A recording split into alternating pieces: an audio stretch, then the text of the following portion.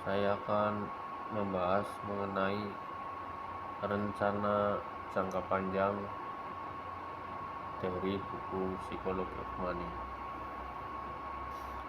Jadi di buku ini mengatakan bahwa rencana jangka panjang finansial adalah sebuah keputusan yang sulit, karena tujuan dan keinginan manusia seiring berjalannya waktu pasti akan berubah. Sebagai contoh, misal orang yang dahulu bercita-cita menjadi dokter, kemudian ketika sudah menjadi dokter mereka mengeluh karena pekerjaan menjadi dokter sangat melelahkan. Terus kemudian orang-orang yang menginginkan gaji besar, ketika sudah mendapatkan pekerjaan yang gaji besar, mereka mengeluhkan karena merasa kesepian dan harus jauh dari keluarga atau orang-orang yang mereka cintai. Terus berlanjut, orang-orang yang menginginkan pekerjaan yang selalu bisa atau dekat dengan keluarga, bisa dekat dengan orang-orang yang dicintainya, mereka mengeluhkan gajinya yang sedikit. Jadi mereka selalu mengeluhkan dengan hal-hal yang sudah mereka inginkan sejak dahulu.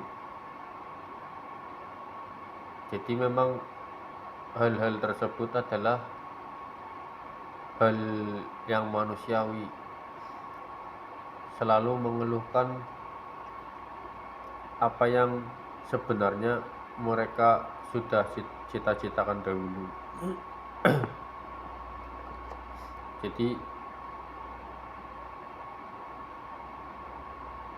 Jadi rencana finansial jangka panjang seperti berencana menabung untuk sesuatu, untuk tujuan hal-hal tertentu di masa depan, itu sulit karena bisa saja kita menabung untuk suatu hal A, katakanlah, ternyata ketika tabungan kita sudah mencapai titik A, ternyata bisa jadi keinginan kita berubah, tidak menginginkan hal A tersebut lagi. Atau ketika sudah mencapai titik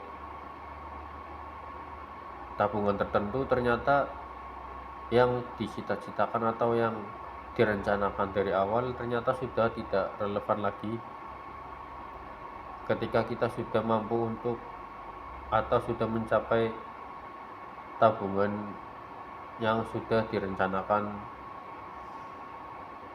jangka panjang. Jadi rencana finansial jangka panjang itu sulit untuk diputuskan karena memang manusia itu akan selalu berubah. Jadi memang sifat manusia selalu merubah keinginan dan tujuan